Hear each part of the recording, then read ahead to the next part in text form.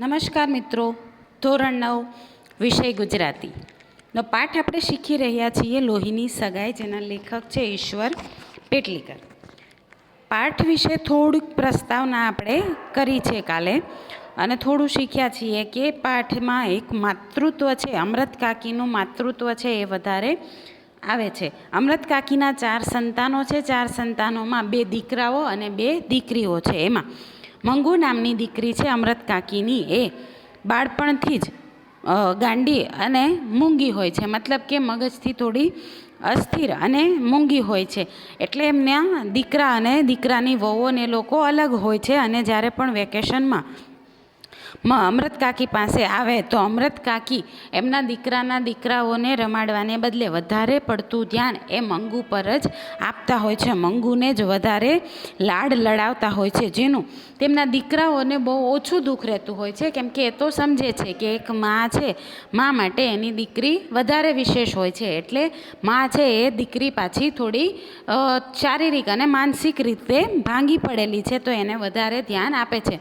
પણ વહુઓ છે એ હંમેશા પોતાના પતિને, એટલે કે અમૃત કાકીના દીકરાઓને આ ફરિયાદ કરતા હોય છે, પણ અમૃત કાકી એ વાતને મનમાં લેતા નથી. અને અમૃત કાકીની જે દીકરી છે, મંગુ સિવાયની બીજી દીકરી, એ પણ અમૃત કાકીને હંમેશા એવી જ સલાહ આપતી હોય છે કે મંગુને તે જ બગાડી છે, મંગુને વધારે પડતા લાડ લડાવી અને તે જ હેરાન કરી છે. મંગુને આટલું તો તારે શીખવાડવું જોઈએ કે એને કપડાં કેમ પહેરવા, દૈનિક ક્રિયાઓ કઈ રીતે કરવી, આ તે આવી બધી વસ્તુની તો એને ખબર પડવી જ જોઈએ. આવું એ મોટી દીકરી પણ એટલા માટે કહે છે કે મા છે એ આખી જિંદગી મંગુની સાથે રહેવાની નથી. મતલબ કે કોઈને ખબર નથી કે પહેલાં કોનું મૃત્યુ થવાનું છે. જો પહેલાં એમની માનું મૃત્યુ થયું તો મંગુને પછી ભાઈ ભાભી પાસે રાખવી થોડીક અઘરી પડી જાય. જેમ કે મા જેટલી સેવા કરે છે, મા જેટલું સાચવે છે, તેટલું ભાભી સાચવી ન શકે એવું પણ બને. એટલા માટે એની મોટી બહેન છે એ થોડુંક કડક શબ્દોમાં, હૃદય પર પથ્થર રાખી અને તેની માને થોડુંક કડક શબ્દોમાં સમજાવે છે. એ સિવાય ગામના લોકો પણ અમૃત કાકીને હંમેશા એવું કહેતા હોય છે કે મંગુને તમે ગાંડાના દવાખાનામાં મૂકી આવો, ત્યાં બધા સાજા થઈ જાય છે, તો મંગુમાં પણ થોડી ઘણી સમજ આવી જશે. પણ અમૃત કાકી તેને પાંજરાપોળનું ઉપનામ આપી અને ત્યાં જવા દેતા નથી અને પોતે જ સેવા કરવાનું વિચારે છે. ત્યારે તેમની મોટી દીકરી છે એવું કહે છે કે ત્યાં કદાચ એ સાજી નહીં થાય તો કંઈ વાંધો નહીં, પણ કમસે કમ તેને કપડાં પહેરવા ઓઢવાનું તો ભાન રહેશે, એની જે કંઈ પણ દૈનિક ક્રિયા કરવાની છે એનું તો ભાન રહેશે, કે જેનાથી આગળ જતાં એને કંઈ પ્રોબ્લેમ નહીં થાય. આવું એમની મોટી દીકરી છે એ અમૃત કાકીને સમજાવતી હોય છે. અહીંયા સુધીનું આપણે કરી ચૂક્યા છીએ. જો તમને યાદ હોય તો, ન યાદ હોય તો મેં એટલા માટે તમને પુનરાવર્તન કરાવી દીધું. ક્લિયર છે મિત્રો? તો હવે આજે આપણે પાઠને થોડુંક આગળ ભણીશું કે અહીંયાથી આગળ આપણને લેખક શું કહેવા માગે છે. કે ભાઈ એમના દીકરાઓ છે એ આ બધી વસ્તુથી તો જાણકાર જ હતા, એટલે એ કંઈ મનમાં લેતા નહોતા. કે દીકરા કમાતા ધમાતા હોય, દીકરી સાસરે હિંડોળા ખાટે ઝૂલતી હોય, ત્યારે હું માં થઈ જાઉં એનો કંઈ અર્થ નથી. મંગુની સાચી માં બની રહું ત્યારે જ મારી લોહીની સગાઈ ખરી. એટલે દીકરી કહે કે દીકરાઓ કહે તો પણ મંગુને દવાખાના દ્વારા મોત ભણી ધકેલવા અમૃત કાકી તૈયાર ન હતા. કે આટલું બધું બધા કહેતા છતાં પણ એ મંગુને હોસ્પિટલે મૂકવા જવા માટે તૈયાર ન હતા. દીકરાઓ માના આ ભાવને સમજી ગયા હતા, એટલે કોઈ વખત એવી વાત કરતા નહીં. ફક્ત દીકરાઓના મનમાં એક વસવસો હતો કે કોઈ તાલીમ પામેલી નર્સ કે ડાક્ટરની દેખરેખ હેઠળ નીચે એને રાખી હોય તો ટેવને લીધે કદાચ એને ઝાડો, પેશાબ ને કપડાનું ભાન આવે, પરંતુ એવી સગવડ ઘર આગળ કરી શકાય તેમ હતું નહીં. એટલે એ મૌન રહ્યા હતા. કે તેમના દીકરાઓ છે, અમૃત કાકીના દીકરાઓને ખબર હતી કે અમૃત કાકી છે એ ક્યારેય પણ મંગુને હોસ્પિટલે મૂકવા માટે તૈયાર થવાના નથી. એટલે એ વાત એ લોકો એમના માતા પાસે ક્યારેય કરતા ન હતા. પરંતુ બંને દીકરાઓને, બંને ભાઈઓને એ વસવસો રહેતો હતો કે કોઈક તાલીમ પામેલી નર્સ અથવા કોઈ ડૉક્ટરને આપણે મંગુ પાસે રાખીએ કે જેનાથી મંગુને તેની દૈનિક ક્રિયા અને કપડાં પહેરવાનું ભાન આવે. આટલું જો એ કરી શકે તો પણ સારું. પરંતુ સમસ્યા એ હતી કે ઘર પાસે આવી કોઈ સગવડ થઈ શકે તેમ ન હતી. એટલે એ લોકો હંમેશા મૌન જ રહેતા. છતાં અમૃત કાકીએ એમની શ્રદ્ધા પ્રમાણેના ઉપચાર ચાલુ રાખ્યા હતા. દવા કરનારાઓ વણનોતરિયા ઘેર આવી પહોંચતા. શિલાજીત વેચનારા કે હિંગ વેચનારા મંગુને ગાંડી જાણતા પોતે દવા જાણે છે તેવો દાવો કરતા. અમૃત કાકી માનતા કે 1000 ઉપચાર કરીએ ત્યારે એક ટેકી લાગી જાય. એટલે બીજાને મન ગાંડી ઘેલી વાત એ ગંભીરતાથી સાંભળતા અને શ્રદ્ધાથી એનો અમલ કરતા. કે પછી અમૃત કાકી છે એમની શ્રદ્ધા પ્રમાણે મંગુને સાજી કરવા માટેના ઉપચારો ચાલુ રાખતા. કે ભાઈ એમાંથી શું થતું કે આવું કંઈ પણ હોય એટલે લોકો વણનોતરિયા આવી જાય કે લોકોને જેને કંઈ પણ ખબર પડે કે આના ઘરમાં કોઈ વ્યક્તિ આવું છે કે જેને આવી માનસિક શારીરિક તકલીફ છે તો લોકો પોતપોતાની રીતે આવી અને પોતપોતાની રીતે સલાહો આપી જાય કે આમ કરો, તેમ કરો, આ કરવાથી સારું થશે, આવું કરો, આવા દોરા ધાગા કરો, આમ કરો. અને અમૃત કાકી છે એ બધાની વાત છે શ્રદ્ધાથી સાંભળતા અને એવું માનતા કે આપણે 100 વસ્તુ કરીએ ત્યારે એક વસ્તુ છે એ કામ તો લાગી જાય. અને એ બધું જે કંઈ પણ કરતા એ શ્રદ્ધાથી કરવા લાગતા. જોશીઓ અને ભુવાઓ પણ અવારનવાર વાહરે થતા. એક જોશીએ ભાખ્યું હતું કે આવતા માક્ષર મહિનામાં તેની દશા બદલાઈ જશે એટલે સારું થઈ જશે. ત્યારથી માક્ષર મહિનો અમૃત કાકીનો આરાધ્ય દેવ બની ગયો. કે પછી એવું થતું કે જોશી અને ભુવાઓ મતલબ કે કોઈ પણ પંડિતો અને એ પણ અમૃત કાકીના ઘરે અવારનવાર આવતા અને અમૃત કાકીને એવું કહેતા કે તમે આવું કરો તો મંગુને સારું થઈ જશે. એમાંથી કોઈક જોશ જોનાર, એને જોશી કહેવાય કે જે જોશ જોવે છે, તો એવો કોઈ જોશ જોનાર જોશી છે એ અમૃત કાકીને એવું કહે છે કે આવતા માક્ષર મહિનામાં તમારી દશા બદલાશે, મતલબ કે તમારી મંગુને સારું થઈ જશે. એટલે અમૃત કાકી માટે આવતો માક્ષર મહિનો છે એક આરાધ્ય દેવ બની જાય છે અને એક એની આશા બની રહે છે કે આવતા માક્ષર મહિનામાં મંગુને સારું થઈ જશે. માક્ષર મહિને તાકડે મંગુને 14 વર્ષ પૂરા થઈ રહેતા હતા. એટલે કોઈ ડાહ્યું માણસ જે તરંગે ન ચડી જાય એવા તરંગે અમૃત કાકી ચડી જતા. 14મું ઉતરતા કમુને પરણાવેલી. મંગુ ડાહી હોત તો આજે એના વિવાહનું પણ નક્કી થઈ ગયું હોત. જો માક્ષર મહિનામાં એને મટે તો મોહીનું રૂપ તો એવું છે કે મૂર્તિઓ એને જોતા સામો હા પાડી દે. કે ભાઈ એક માં છે, માનું દિલ છે કે એક સારી આશા સાથે એ જીવતી હોય છે. એટલે પહેલાં જોશીએ એવું કીધું કે માક્ષર મહિનામાં મંગુને સારું થઈ જશે અને માના મનમાં નવી આશાઓના કિરણો જાગવા લાગ્યા અને નવા સપનાઓ જોવા માંડી કે માક્ષર મહિનામાં મંગુનું 14મું વર્ષ પૂરું થવાનું હતું અને 15મું વર્ષ બેસવાનું હતું.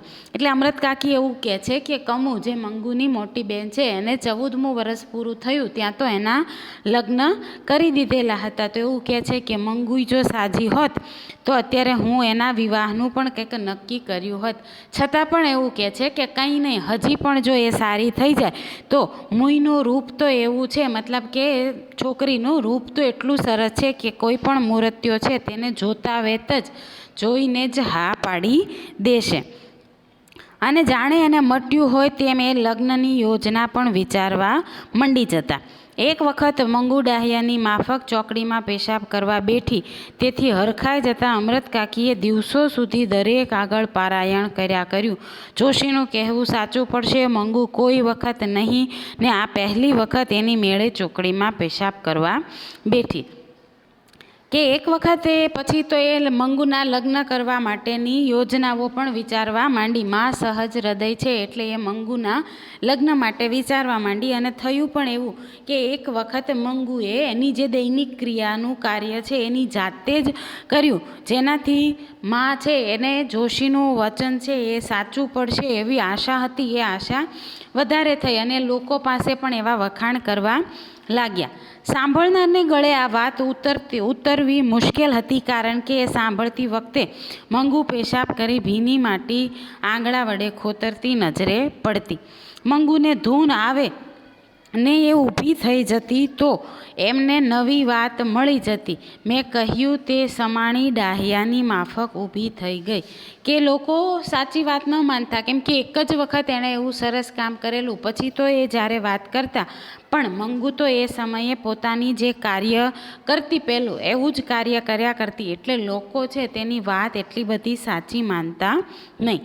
આમ અમૃત કાકીનો આશાભર્યો માગશર મહિનો આવ્યો, છતાં મંગુ ડાહી તો ન થઈ, પણ શહેરના કન્યા વિદ્યાલયમાં ભણતી ગામની એક દીકરી કુસુમ ગાંડી થઈ ગઈ. મંગુની માફક એને પણ જાડા પેશાબનું ભાન ન રહ્યું. અમૃત કાકીને એથી દુઃખ તો થયું, પણ સાથે સાથે સંતોષ પણ થયો કે ડાહી ડમરી છોડી ગાંડી થતાં આવું ભાન ગુમાવી બેસે તો જન્મથી ગાંડી મંગુને બિચારીને એવું ભાન ન હોય તો એમાં શી નવાય કે માગશર મહિનો બેસવા આવ્યો પણ મંગુમાં કંઈ પણ સુધારો આવ્યો નહીં. પણ થયું એવું કે કન્યા વિદ્યાલયમાં ભણતી ગામની એક કુસુમ નામની છોકરી છે એ કંઈક કારણસર ગાંડી થઈ ગઈ, અને જેને પણ આવું કંઈ પણ ભાન ન રહ્યું અને તે પણ આવી જે મંગુ જે કાર્ય કરે એવું કાર્ય તે કરવા લાગી. જેનાથી એ જોઈ અનેક માં સહજ હૃદય છે કે કંઈ પણ પોતાના બાળકમાં ખોટ હોય તો એ હંમેશા એવું રાખે કે બીજાના બાળક કરતાં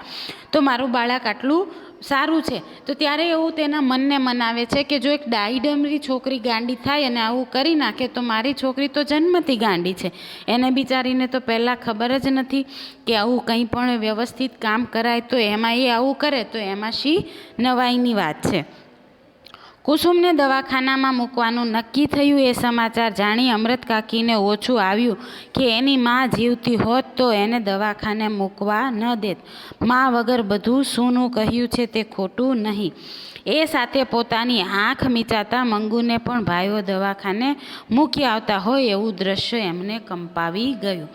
કે પછી એ વાત મળે છે કે જે કુસુમ નામની છોકરી છે જે ગાંડી થઈ ગઈ છે તેની માં નથી, માં મૃત્યુ પામેલી છે, એટલે એની સેવા કોણ કરે, એટલે જેના એનાથી જોઈ અને આગળ એમના ઘરના જેટલા પણ સભ્યો હશે એ સભ્યોએ એવું વિચાર્યું હશે કે આપણે કુસુમને દવાખાને મૂકી આવીએ, જેનાથી કુસુમ છે એ કંઈક સાજી થઈને આવે અને ફરીથી પાછું જીવન જીવતી હતી એવું જીવવા માંડે.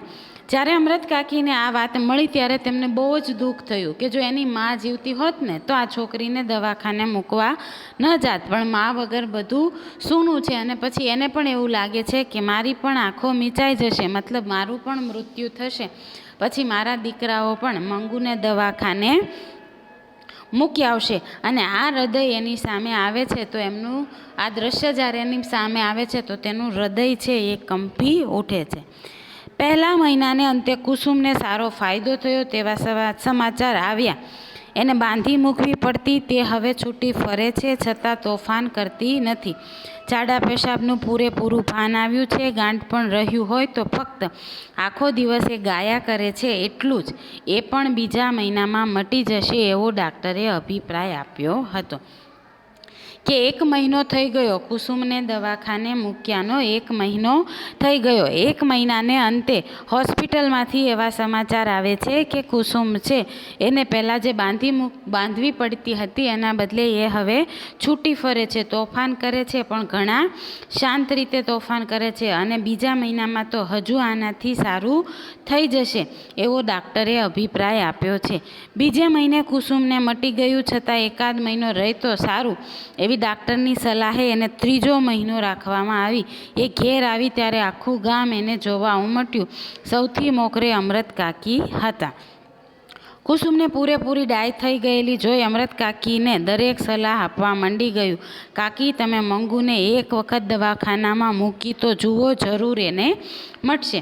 કે 2-3 મહિના થયા ડૉક્ટરની સલાહ નીચે એ કુસુમ નામની છોકરીને રાખવામાં આવી અને એકદમ જે પહેલાં જેવી ડાય થઈ ગઈ અને ડાય થયા પછી એ ઘરે આવી એટલે ગામ લોકો તેને જોવા ઉમટ્યા અને સૌથી પહેલાં તો અમૃત કાકી હતા કે તેમને જોવાની આશા હતી કે આ છોકરી કેવી સરસ થઈ ગઈ અને એને સરસ થયેલી જોઈ બધા અમૃત કાકીને સલાહ દેવા લાગ્યા કે તમે એક વખત મંગુને દવાખાને મૂકી તો જુઓ, એને જરૂર મટી જશે.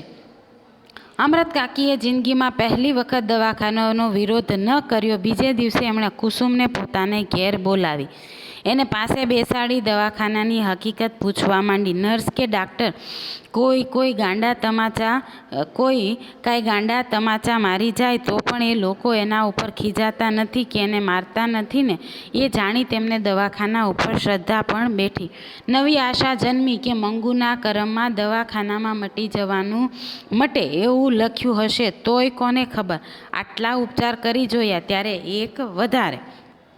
છેવટે મંગુને દવાખાને મૂકવી એવો અમૃત કાકીએ નિર્ણય કર્યો. એ માટે મોટા દીકરાને ઘેર આવી જવા એમણે પત્ર પણ લખાવ્યો. છતાં એ નિર્ણય લીધો ત્યારથી તેમને ઊંઘ ઉડી ગઈ હતી. જાણે પોતે હારીને આ કામ કરી રહ્યા હતા એમ એમના મગજ ઉપર એક જાતનો ભાર જણાવા લાગ્યો હતો. કે પછી એમણે કુસુમને ઘરે બોલાવી કે જે કંઈ પણ વાત છે સાચી એ કુસુમના મોઢેથી સાંભળે તો તેના મનને શાંતિ મળે. એટલા માટે તેમણે કુસુમને ઘરે બોલાવી અને બધી હોસ્પિટલ વિશેની વાત પહેલાં કુસુમ પાસેથી જાણી અને કુસુમ પાસેથી વાત જાણ્યા પછી તેમનું મન મનાવ્યું કે હવે મંગુને હું પણ દવાખાને મૂકું. અને પછી એ મોટા દીકરાને ફોન કરી અને બોલાવે છે અને પત્ર લખી અને બોલાવે છે કે હવે તેને મંગુને દવાખાને મૂકી અને સારું કરવું છે. આ બધું કરવા છતાં પણ તેના મગજમાં, તેના મન ઉપર એક ભાર રહેતો હોય છે. તો મિત્રો, અહીં સુધીનો પાઠ આજે આપણે રાખીએ કે અમૃત કાકી છે કઈ રીતે પોતાનું મન છે એ મક્કમ કરી અને મંગુને દવાખાને મૂકવા જશે. દવાખાને મૂકવા ગયા પછી મંગુ સાથે શું થશે એ હવે આપણે આગળના પાઠમાં સમજીશું. અહીં સુધી સમજ્યા તે બદલ ધન્યવાદ.